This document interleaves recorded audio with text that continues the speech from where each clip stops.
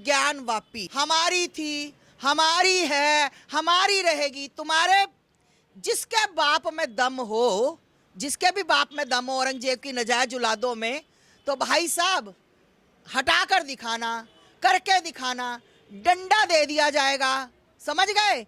डंडा डंडा दे दिया जाएगा तुम्हारे, और तुम्हारा बाप भी नहीं, और कोई भारत में ऐसा डॉक्टर पैदा नहीं हुआ कि मेरा दिया हुआ डंडा निकाल दे। ठीक? और मैं बता दूं, ज्ञानवापी हमने सदियों से अपने महादेव का इंतजार किया, अपने रामलला का इंतजार किया, तो आज हमारा प्रभु हमारे सामने है। अब हमें सुनने में आता है कि कोर्ट में एक इनका वो कोई मौलाना बोल रहा है कि अरे ज्ञानवापी में मस्जिद, वो जो आपको विदेश वो मिले हैं, मूर्तियां मिली हैं, तो वहां पर हमने ना मस्जिद में एक हिंदू को कमरा किराए पे दिया था। भाई तुम इतने अच्छे कब से हो गए? तुम्हें कब से ऐसे मदरसे में पढ़ाएगा कि तुम इतने अच्छे बन जाओ कि तुम हिंदू को ज्ञानवापी में कमरा दिया, और वो हिंदू जो था वो मूर्तियां बनाता था। मतलब इतना अच्छा मुसलमान हो गया कि हमारे हिंदू को, उस हिंदू को इसने कमरा दिया जो मूर्तियां बनाता था। इनको तो शर्म आनी चाहिए कि तुम दूसरों की चीज पर राज कर रहे हो, और बेशर्मो तुम बता रहे हो कि हमने कमरा दिया। तुम्हारी इतनी औकात है हमारे मंदिर में। और मैं बता दूं, ये जो कहते हैं ना कि वहां पर फुआरा था, वहां पर वजू खाना करते थे, वहां वो फुआरा है। तो मेरे को ये बताओ भैया, आज से 150 साल पहले, 100 साल पहले, 200 साल पहले फुआरे में इनकी अम्मी नहाने जाती थी, या इनकी वो नाजिया नहाने, साजिया नहाने जाती थी? शर्म आनी चाहिए। तब बिजली नहीं थी तो फुआरा ये किस तरह थे? मतलब इनकी हर बात का जवाब हमारे पास है। तो मैं कहना चाहती हूँ, ज्ञानवापी का जो भी फैसला आया है, सभी हिंदू संतुष्ट हैं। जैसे लोगों ने अयोध्या के लिए पैदल यात्रा की, दंडवत यात्रा की, जैसे लोगों के अंदर एक खुशी थी, सनातन के अंदर, सनातनियों के अंदर, तो वैसी ही खुशी हमें ज्ञानवापी पे है। और बहुत जल्दी वो जहां इनकी जगह है ना, तब पता लगेगा, हमें भी ठंड पड़ेगी कि हमारे मंदिरों को इतने सालों से तोड़कर उसके ऊपर थूक कैसे फेंका जाता है, उसके ऊपर बैठ के नमाज कैसे पढ़ी जाती है। जहां पर हमारे प्रभु आराध्य है, जहां हमारे महादेव की पूजा होती है, वहां पर ये थूकते कैसे थे? हमारे प्रभु को इतने साल इन्होंने कैद रखा, आज इनको मुंह तोड़ के जवाब मिला है। मैं बार बार हर बाइट में बोलती हूँ कि सत्य पर शांत हो सकता है, पर सत्य कभी पराजित नहीं हो सकता। तो मेरा कहने का यही मतलब है भैया, ज्ञानवापी फैसला आ गया पूरे भारत। आपने कहा कि तोड़ेंगे, ओवैसी ने यही कहा कि दोबारा से उनको लगता है कि 6 दिसंबर बना दिया जाएगा। इसका मतलब वो ओवैसी सही कह रहे हैं क्या? नहीं, 6 दिसंबर को तोड़ेंगे भैया। जो अब मस्जिद थी, तो जब डिक्लेयर हो गया मंदिर है, तो वहां मस्जिद का क्या काम? हमें भाई देखिए भैया, हमें इनका भाईचारा नहीं चाहिए। हमें अगर कोई कहे, देखिए अब ये कहते हैं कि आपने राम मंदिर बना दिया, ये चाटुकार जयचंद दलाल जो बोलते हैं कि वहां पर हॉस्पिटल बना देते, स्कूल बना देते, तो मैं बता दूं भाई, तुम्हारी अम्मी की डिलीवरी, तुम्हारी बाजी की डिलीवरी, तुम्हारी बहन की डिलीवरी कहीं भी होनी हो, मुझे बताना, मेरे अस्पताल हैं, मैं करवा दूंगी। ठीक? और दूसरी बात, हमने तुम्हें दान में 5 एकड़ जगह दे दी है। हमने 2-2.5 एकड़ में बनाया ना मंदिर, तो 5 एकड़ हमने इनको जगह दे दी दान में, क्योंकि सनातन में दान चलता है। तो दान में 5 एकड़ जगह दे दिए। बेटा हॉस्पिटल भी बनाओ, स्कूल भी बनाओ। तुम्हारे पिछवाड़े में कितना दम है दिखेगा। तुम सिर्फ भौंकते हो, हम भौंकते नहीं, हम करके दिखाते हैं। ठीक? और जिसको भी पीड़ा हो ना, तो बता देना भाई, हम बोरोलिन का भी इंतजाम रखते हैं। जहां भी तुम्हारे खाज मच रही हो राम मंदिर से। मुस्लिम पक्ष ये कह रहा है कि इतने सालों में ही क्यों याद आई है कि वहां पर मंदिर था, अब तक क्यों नहीं याद आई? नहीं, याद थी। कोई आज से कोर्टों में केस नहीं चल रहे, बहुत टाइम से चल रहे हैं। आज कोई केस खत्म हो गए हैं। आज जो हमने कहा था हमारा, देखिए आप एक लड़ाई भी लड़ते हो ना, तो उसमें भी 6 महीने लगते हैं, आपको साल लगता है कोर्ट में केस में। तो ये तो सालों से चल रहा था, ये तो सालों से लोग लड़ रहे थे, बुढ़े हो गए बेचारे वकील जो लड़ रहे थे, है ना। आज उनकी जीत हुई है। तो मैं बता दूं कि सत्य पर शांत हो सकता है, पर सत्य पराजित कभी नहीं होता। तो वही आज सत्य ने हमारे साथ किया कि हम बहुत साल परेशान रहे, पर हम पराजित नहीं हुए। आज हमारी जीत हुई, और हमारा ज्ञानवापी, हमारा राम मंदिर अयोध्या हमें मिला। और रुक जाइए थोड़ी देर और, आप इसी तरह बिलबिलाएंगे, छाती पीटेंगे, विधवा विलाप करेंगे, अभी मथुरा बाकी है, अभी वो भी मिलेगा। पर अब इसीलिए कुछ लोग जो है वो नाराज हैं और कह रहे हैं कि सारे मंदिरों, ऐसे तो सारे मस्जिदों को तोड़कर सब जगह मंदिर बना ली जाएगी, तो हम इबादत कहाँ करेंगे? देखिए भैया, इबादत करें ना, इनको तो आदत है सड़कों पे बैठ के नमाज पढ़ने की। वो भी तो बंद करा दिया। हाँ, नहीं नहीं, मैं बात कर रही हूँ, इनको तो आदत थी ना। और एक बात बताओ, कितनी मस्जिदें हैं? मैंने पढ़ा था उस दिन, 1 लाख से ऊपर ज्यादा इनकी यहाँ पर मस्जिदें हैं। तो मैं पूछना चाहती हूँ कि हमारे मंदिरों को जो तोड़कर मस्जिदें बनाई गई, तो मस्जिदें तोड़कर मंदिर निकाले जाएंगे और मंदिर बनेंगे। तुम अपनी नमाज अपने घर में पढ़ो, अपने वॉशरूम में पढ़ो, अपने बरामदे में पढ़ो, ड्राइंग रूम में पढ़ो, हमारी बला से कहीं भी पढ़ो, हमें उससे मतलब नहीं है।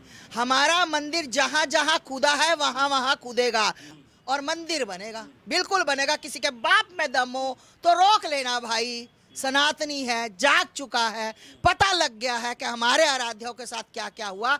हम वो कीर्त नहीं करेंगे, इनके साथ वो नहीं करेंगे, पर हम अपनी चीज इज्जत से लेकर रहेंगे। कई लोग कह रहे हैं कि हुकूमत है आज साथ है तुम्हारे, तो तुम जो है दबाव बना रहे हो, माहौल को खराब करने की कोशिश कर रहे हो। अच्छा, हमारी सरकार है, हम माहौल खराब कर रहे हैं, हम अपनी चीज मांग रहे हैं। 70 सालों से तुम्हारी चीज थी, तुमने क्या किया? तुम कह रहे हो ना राम मंदिर की आज याद आई, तो भैया जब हमारी सरकार आई, हमें पता लगा कि हमारी सुनवाई हो सकती, तो हम आवाज तभी उठाई ना। 70 सालों से ये क्या कर रहे थे ये लोग? इन्होंने क्यों नहीं आवाज उठाई? आज ये मेरे घर के, मेरी पूरी सोसाइटी में अगर कोई गैर कांग्रेसी हो चाहे आम आदमी पार्टी हो, अगर किसी ने आकर वोट मांग ली तो मारकर भगाया जाएगा। और हमें बताएं कि ये वो लोग हैं जिन्होंने अयोध्या केस के लिए 26 वकील खड़े कर दिए थे। भाई साहब, कैसे भूल सकते हैं, कैसे वोट दे सकते हैं? मुंह पर रख कर, और पहले इस बात का जवाब लूंगी कि कोर्ट में खड़े क्यों किए थे। आज तुम जनेऊ पहन रहे हो, आज तुम भगवा ओढ़ रहे हो, आज तुम जय श्री राम बोल रहे हो, तो तब तुम कहाँ मर गए थे जब तुम्हें भी पता था कि इनका मंदिर है? तब तुम क्यों नहीं बोले? 70 साल से कोई क्यों नहीं बोला? आज ही क्यों? बिल्कुल योगी जी और मोदी जी का इसमें हम कहते हैं पूरा श्रेय उनके पास है। और मैं नमन करती हूँ ऐसे वकीलों को जिन्होंने बाप बेटे ने खड़े होकर ज्ञान अपना इसका अयोध्या का फैसला मतलब लड़े उसके लिए और जिताया हमें। तो भाई सबको मेरा नमन है जिन जिन ने इसमें योगदान किया। और सबसे बड़ा मेरा नमन साधुवाद उन भाइयों को जिन्होंने शहादत दी, जो बेचारे देख नहीं पाए, शहीद हो गए, पर उनकी आत्मा आज भी उसी जगह पर है। और आप देख रहे हो बहुत खुशी का माहौल है पूरे वर्ल्ड में आपने देखा कोई ऐसी गली नहीं जहां बजरंग बली की चली नहीं, और बजरंग बली के झंडे, रामलला के झंडे लगे हुए थे। भैया पूरा विश्व खुश है। पर लोग तो नहीं है ना, मतलब दोबारा से कोशिश की जा रही है कि वहाँ पूजा रुक जाए। कोर्ट के फैसले को सब मान क्यों नहीं रहे, क्या लग रहा है आपको? भैया ये कोर्ट के फैसले नहीं मानते, ये कोर्ट के फैसले नहीं मानते। इनको पूछो कि तुम्हें अल्लाह पे लिया कि तुम्हें संविधान पे लिया है, तुम्हें कुरान पे लिया कि तुम्हें संविधान पे लिया? वो कहेंगे हमें तो कुरान पे लिया है ना। और हिंदू किससे चलता है? संविधान से, क्योंकि हमें पता है कि कोर्ट कभी भी गलत फैसला नहीं करेगा। और वैसे तो आपको पता, चेहरा चमकाने के लिए कुछ भी भौंकता है, हमें उससे कोई नहीं। हमने तो ये सोच रखा है कि हमारी गली के टॉमी भौंक रहे हैं, हमें उससे कोई फर्क नहीं पड़ता। हर बात पे जो है विवादित बयान तो उनके आ ही जाते हैं। हाँ, बयान ही देता, कुछ कर तो नहीं पाता। मंदिर बनाना भैया, बनाना, बन रहा है ना, विराजमान हो गए ना, प्राण प्रतिष्ठा हो गई ना मेरे भाई। तो ज्ञानवापी में भी अब आइएगा, महादेव के दर्शन कीजिएगा। मेरे महादेव विराजमान होंगे और दर्शन करिएगा।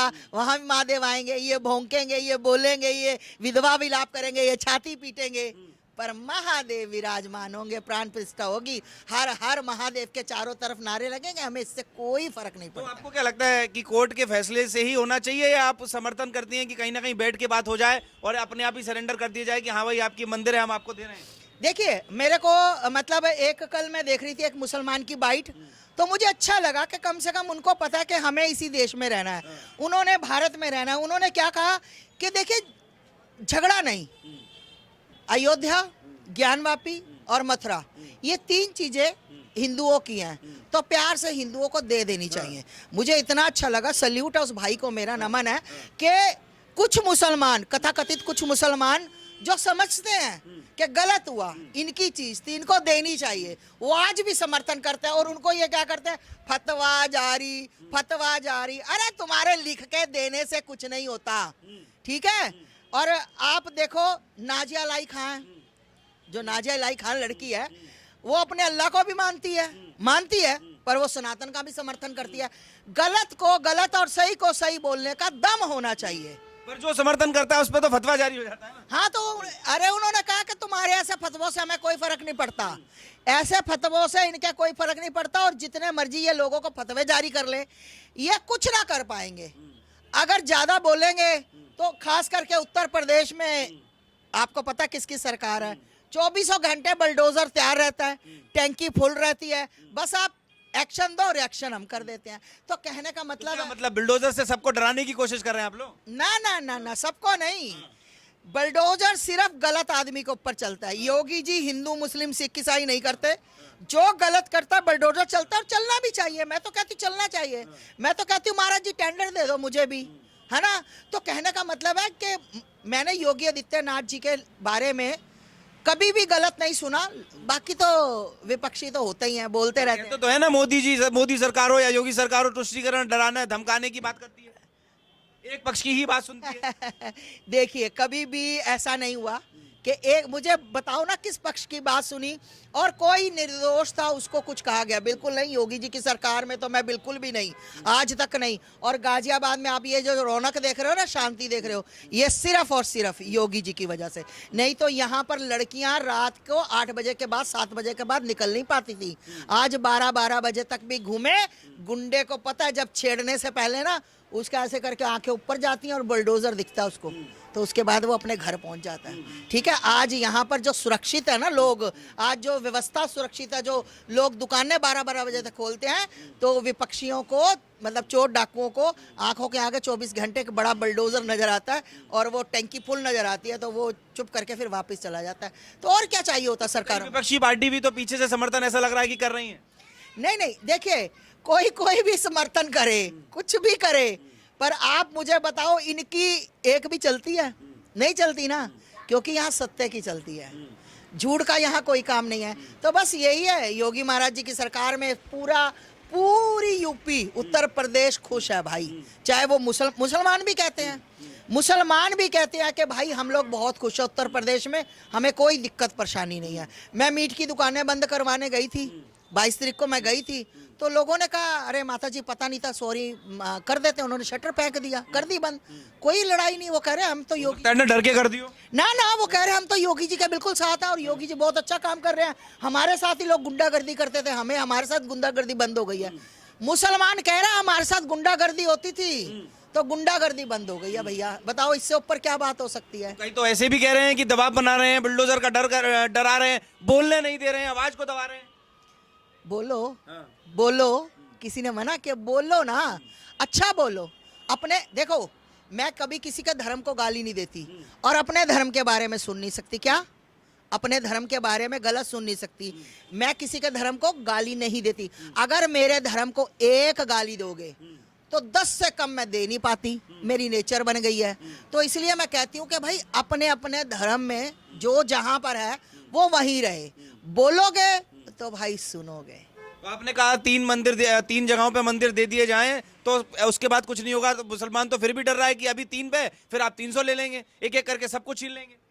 मतलब डरे वो इंसान जिसके अंदर डर हो के हमने मंदिरों पर कब्जा करके मस्जिदें बनाई, है ना।